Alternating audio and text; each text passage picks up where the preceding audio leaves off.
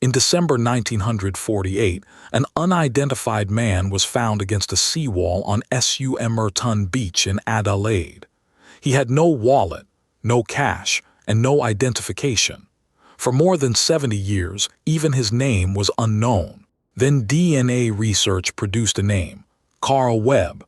But that breakthrough did not answer the question at the center of the case.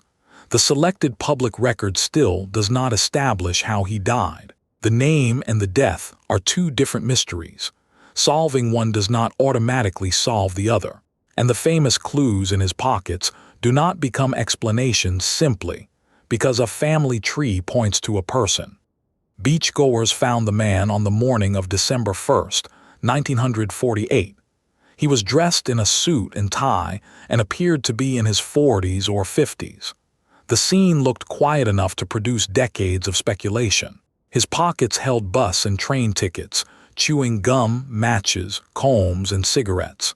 They did not hold the things investigators needed most: a name, an address, or a document that could be traced to a family. Labels had been cut from his clothing.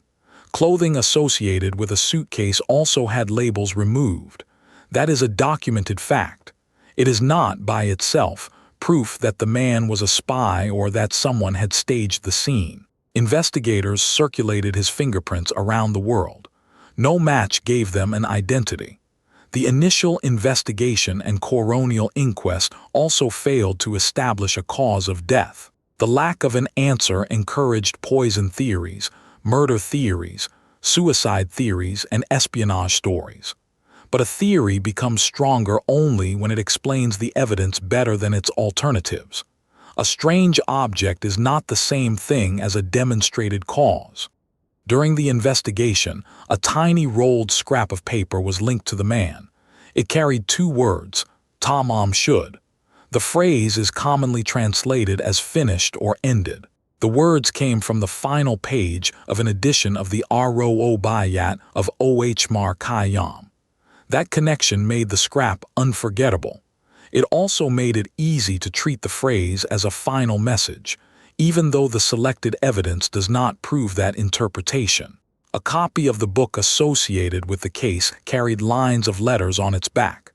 They looked enough like a code to become one of the case's defining images. But no verified decoding has turned those letters into a name, meeting place, or explanation. The distinction matters. The writing may be a cipher, initials, notes, or something else. Calling it a code describes its appearance.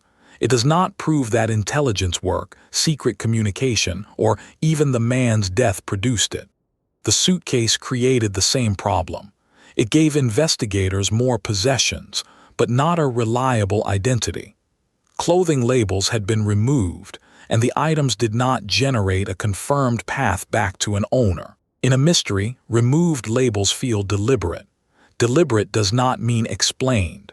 The man may have removed them, another person may have removed them, or the clothing may have passed through several hands. The surviving fact is the absence of labels, not the reason for it. By 1949, the investigation had reached a hard limit. The man was buried in Adelaide under a headstone that identified him only as the unknown man found at Somerton Beach. The limit changed when DNA technology improved. In 2021, authorities exhumed the remains in the hope that a genetic profile could finally establish who the man was and where he came from. The public identity announcement that followed came from a separate research effort. University of Adelaide professor Derek Abbott said his team used hairs preserved when a plaster model of the man's face was made. Abbott worked with forensic genealogist Colleen Fitzpatrick. According to the researchers, they built an extended family tree containing roughly 4,000 names, narrowed it to one candidate, and then used DNA from living relatives to triangulate the connection. That candidate was Carl Webb. Abbott described Webb as a Melbourne-born electrical engineer, born in 1905, and the youngest of 6 siblings. The research also produced a possible reason for Webb to be in South Australia. Abbott said Webb had separated from his wife, Dorothy, and that she had moved there. He suggested Webb may have traveled to find her. That is a plausible route, not a documented account of his final journey. When the identity was announced in 2022, BBC News reported that South Australia police had not confirmed the discovery. That timing matters. The name was a researcher-led conclusion, not, in that report, a formal public police determination. Even if the genetic identification is accepted, it answers a limited question. It connects a body to a family. It does not reconstruct the final hours on the beach. It does not identify a poison. It does not turn the letters in the book into a message.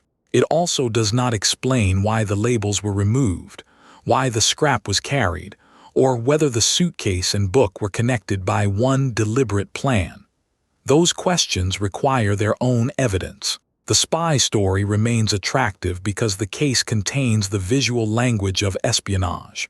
Missing labels, an apparent code, an unknown traveler, and a death without a clear cause. But visual resemblance is not proof. The same discipline applies to poisoning. Early investigators suspected it. The reports used for this episode do not provide a proven substance or a demonstrated sequence of administration. Suspicion can guide an investigation without becoming its conclusion. The Sumerton Man case now has 3 different levels of certainty. The beach scene, the missing identification, the objects, and the failed original inquiry are documented. The name Carl Webb comes from a detailed genealogy investigation reported in 2022. It is a major evidentiary development, but the contemporaneous public police confirmation was still absent from the selected report. The cause of death, the meaning of the writing, and the reasons behind the removed labels remain unresolved in the evidence used here. DNA may have found a name. It did not supply a cause. For another mystery where a physical clue survived but the popular story grew far beyond it, watch D.B. Cooper next. The aircraft exit is documented. The identity and fate are not.